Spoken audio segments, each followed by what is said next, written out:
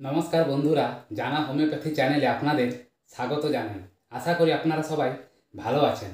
আজকে আমি একটি খুব গুরুত্বপূর্ণ টপিক নিয়ে আলোচনা করব। সেটি হলো ঘামাচি বা হিট র্যাশ এবং এর সবথেকে ভালো হোমিওপ্যাথি পাউডার।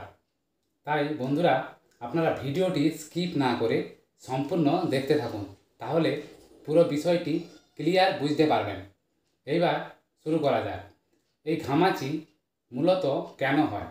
এটি ব্যাকটেরিয়ার কারণে হতে পারে।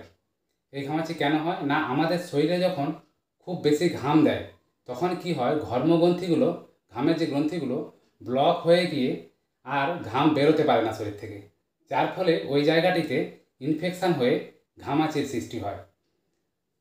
এই ঘামাচি মূলত বাচ্চাদের ক্ষেত্রে হয়ে থাকে এবং বড়দেরও হয়, বাচ্চাদের বেশি হয়।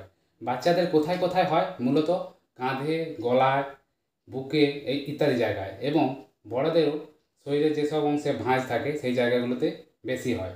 এর পাশাপাশি যেসব মানুষরা বেশি পোশাক আশাক বেশি পরতে হয় যাদের, তাদের ক্ষেত্রে এই ঘামাচির প্রবণতাটা অনেক বেশি হয়।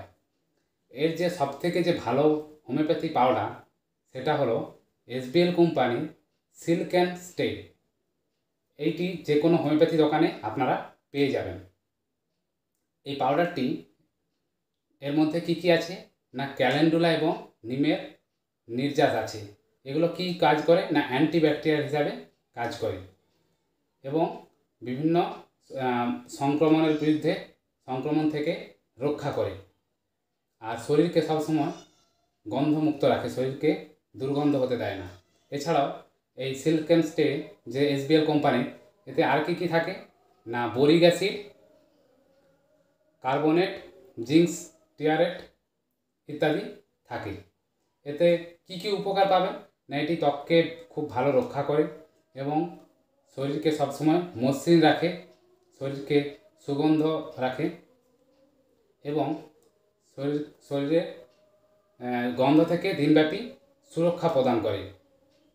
তাহলে এই পাউডারটা যদি আপনারা ইউজ করেন, খুব দারুণ উপকার পাবেন। আরেকটা জিনিস লক্ষ্য রাখবেন, এই পাউডারটি আপনারা যে ব্যবহার করবেন, রেগুলার ইউজ করবেন, তাহলে ভালো রেজাল্ট পাবেন।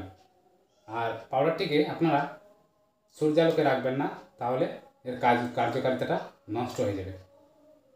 তাহলে বন্ধুরা বুঝতে পারলেন।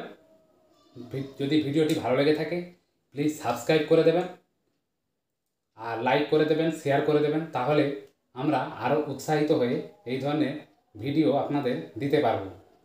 ধন্যবাদ বন্ধুরা।